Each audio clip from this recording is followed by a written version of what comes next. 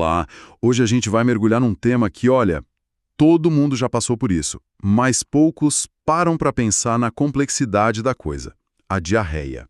A partir do material que recebemos, a nossa missão aqui é desvendar os 5 mecanismos diferentes que podem levar a esse mesmo sintoma. É quase como se a gente fosse detetive, sabe? E a primeira pista é: por que nem toda diarreia é igual? Exato. E essa analogia do detetive é perfeita.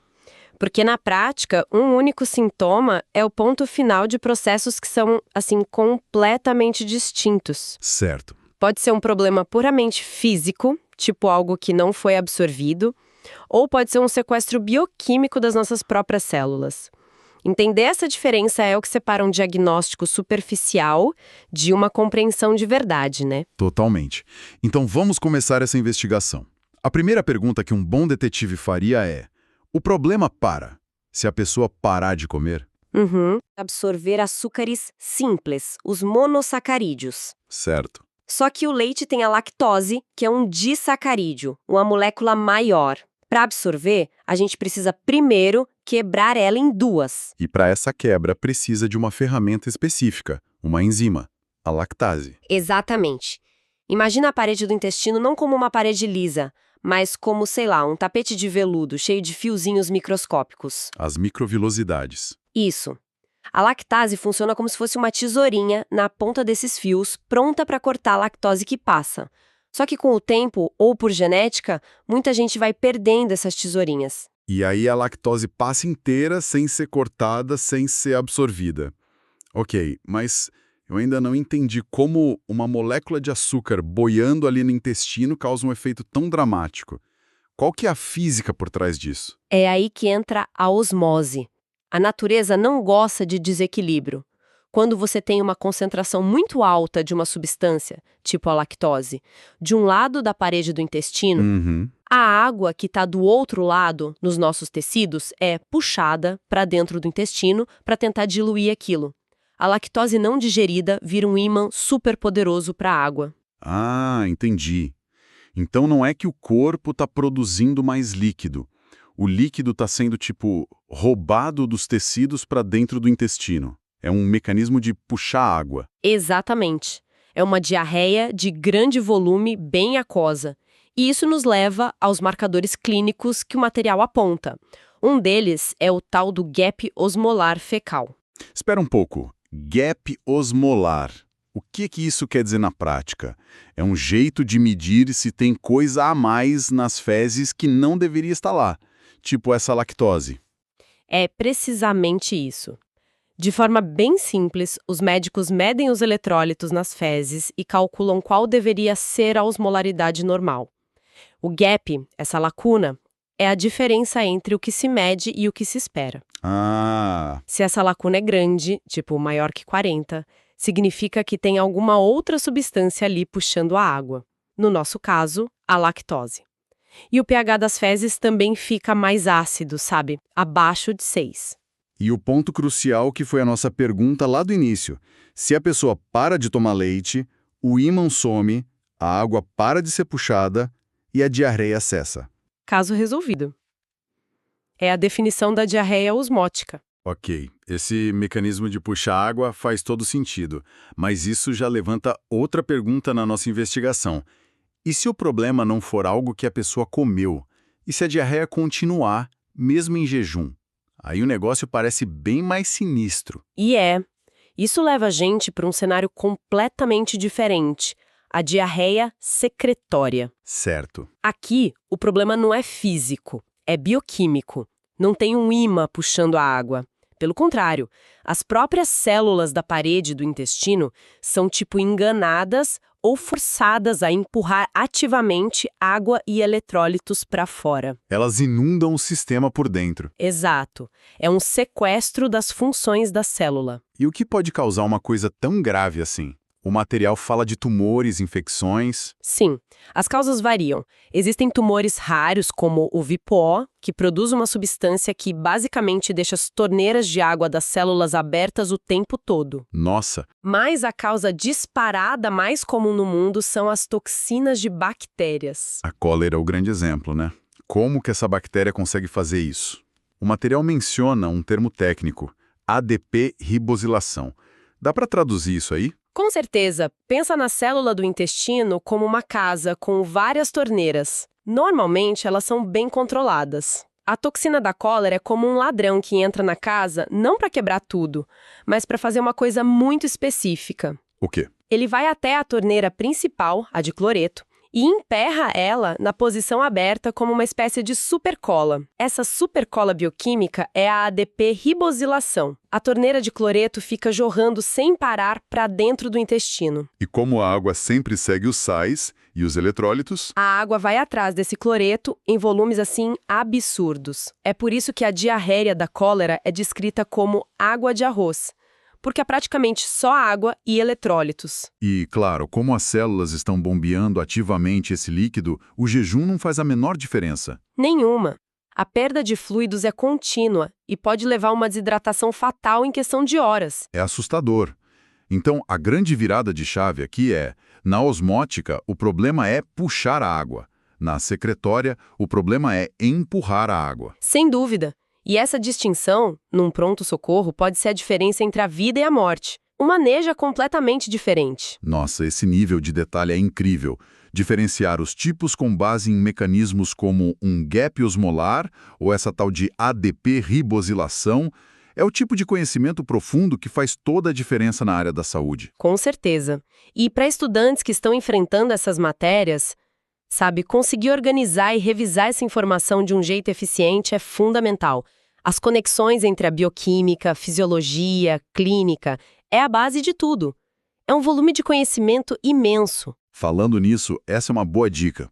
Se você que está nos ouvindo é estudante e quer se preparar de verdade para esse nível de desafio, entra agora em medicob.com.br, baixa o app e aproveita o maior banco de questões do Brasil com provas anteriores de todas as instituições, questões comentadas, resumos práticos, aulas completas e flashcards prontos para revisar onde quiser. Ok, voltando à nossa investigação. Já desvendamos os casos de desequilíbrio de fluidos. Mas e se o problema não for a água, e sim o ritmo do sistema, a velocidade com que as coisas se movem? Isso nos leva à categoria de motilidade anormal. Isso mesmo. E aqui a gente tem um paradoxo interessante, porque o problema pode ser tanto o excesso de velocidade quanto a falta dela. Ah, é? Sim. No lado do excesso, o hipertiroidismo é um exemplo clássico. O metabolismo todo acelera, inclusive o trânsito intestinal. Outro caso que o material cita é a síndrome de dumping, que pode acontecer depois de cirurgias de estômago. Dumping, tipo despejar. Exatamente. A comida é despejada muito rápido do estômago para o intestino, sem a digestão certinha. O intestino recebe aquela carga de uma vez e isso causa não só diarreia, mas um monte de outros sintomas, tipo taquicardia, suores. Certo, o trânsito acelerado faz sentido. Mas e o oposto? Como que a lentidão pode causar diarreia? Isso parece totalmente contraintuitivo. Essa é uma ótima observação e é um ponto muito importante. Em condições como diabetes mellitus avançado, que pode danificar os nervos que controlam o intestino, ou na esclerodermia, a motilidade diminui. O trânsito fica lento, quase parado. E essa lentidão dá tempo para as bactérias, digamos, fazerem a festa? Os alimentos ali parados produzem gases, irritam a mucosa e no fim causam diarreia. Então a causa não é a lentidão em si, mas a consequência dela. Fascinante.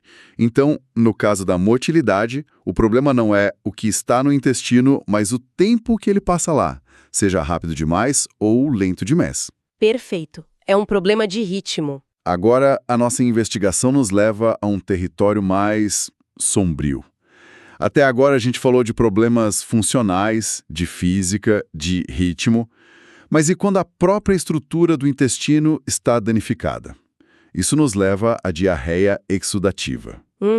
O nome já soa como algo que está vazando. E é a melhor descrição possível. Exudato significa vazamento. Aqui, a parede do intestino está inflamada, ulcerada, comprometida. Não é mais uma barreira intacta. Pensa nela como uma pele com uma ferida aberta. Nossa. Ela não vaza só água, ela vaza o que está por baixo. Sangue, pus, proteínas do plasma. Então, nesse caso, a aparência das fezes muda completamente. Não é mais uma diarreia só com água, mas algo que carrega os sinais da batalha que está acontecendo ali na parede intestinal. Exatamente. As condições clássicas que o material cita são as doenças inflamatórias intestinais, a retocolite ulcerativa, por exemplo.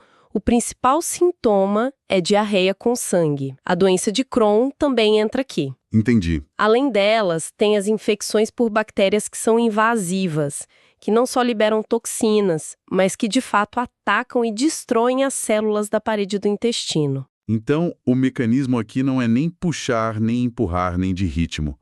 É um problema de barreira quebrada. A integridade da parede se foi. Isso. E o vazamento de proteínas pode ser tão severo que causa desnutrição grave. O corpo perde componentes essenciais através dessa parede danificada. E, finalmente, o material aponta uma última categoria, que parece ser um problema mais mecânico, lá no final da linha. A disfunção anorretal. Sim, aqui o problema não está na absorção de água ou na inflamação, mas no controle da continência. Geralmente está ligada a doenças neurológicas que afetam os nervos da região ou a complicações de cirurgias que danificam os músculos do esfíncter. E a principal característica que o material destaca é o pequeno volume. Isso em contraste com as outras diarreias que a gente viu. Por que isso? Porque o problema não é um excesso de líquido, mas sim a incapacidade de segurar até mesmo um volume normal de fezes. É uma questão de controle muscular e nervoso. A pessoa pode ter várias evacuações de pequeno volume ao longo do dia simplesmente porque o mecanismo de fechadura, sabe, do reto e do ânus, não está funcionando direito. Ok, então fechamos o nosso quadro de investigação. Passamos por 5 mecanismos bem distintos que levam ao mesmo sintoma. Vamos só recapitular as pistas que a gente encontrou. Vamos lá. O ponto central é que, ao entender o mecanismo, o tratamento pode ser direcionado. Se a diarreia para com o jejum, a gente pensa em algo osmótico, um problema físico. Certo? Se ela continua, é de grande volume e aquosa, suspeitamos de algo secretório, um sequestro bioquímico.